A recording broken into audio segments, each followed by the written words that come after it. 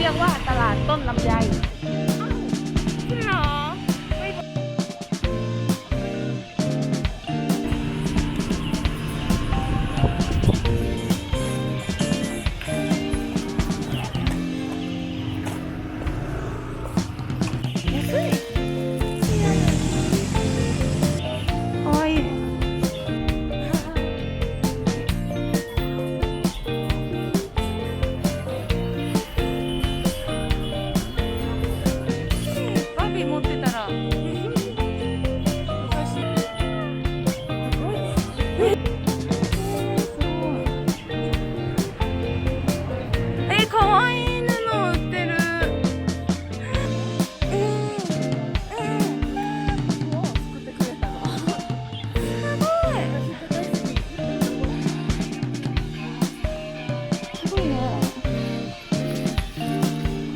แบบไทยนะ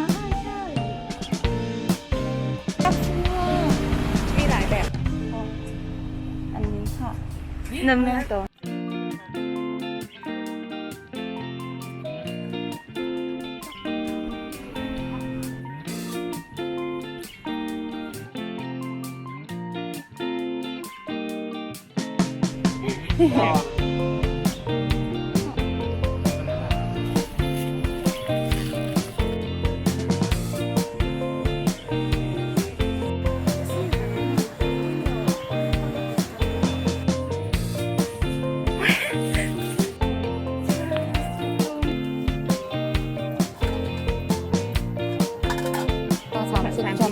แต่ว่าถ้าคุณรับเป็นโหล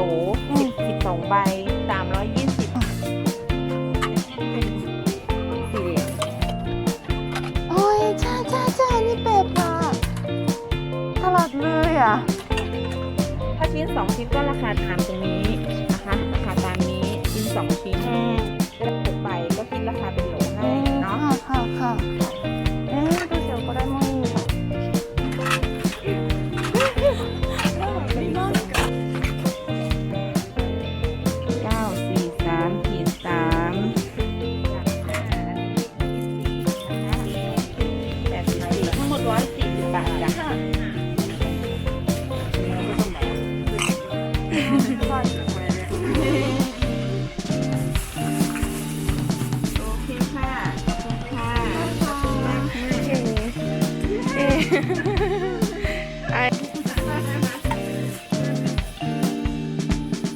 追加で買ってしまいました。ขอบคุณมากค่ะสวัสดีค่ะ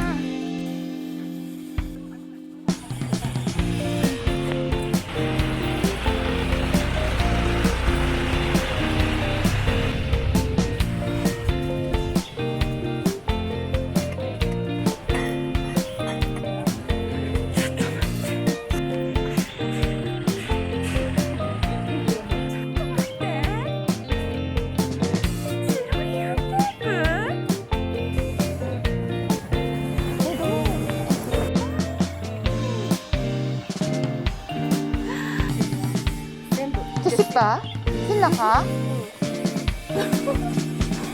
ซื้อค่ะอันนี้ก็ค่ะเฮ้ย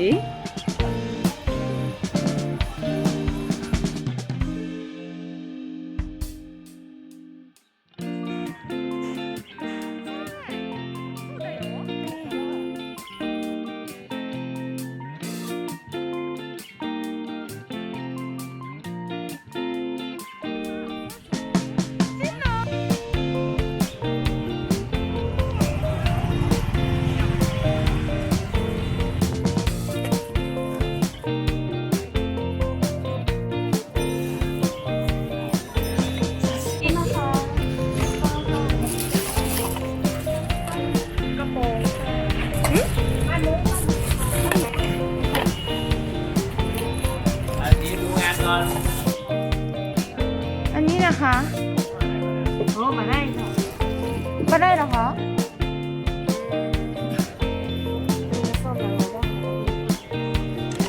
ไม่เป็นไรค่ะเย็บเลยค่ะ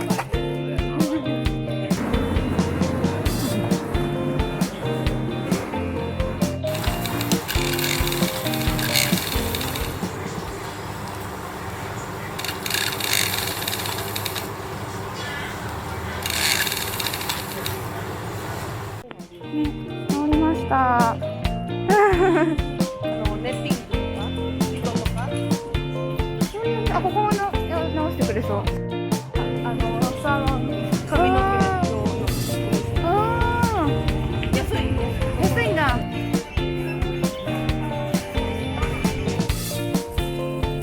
あ、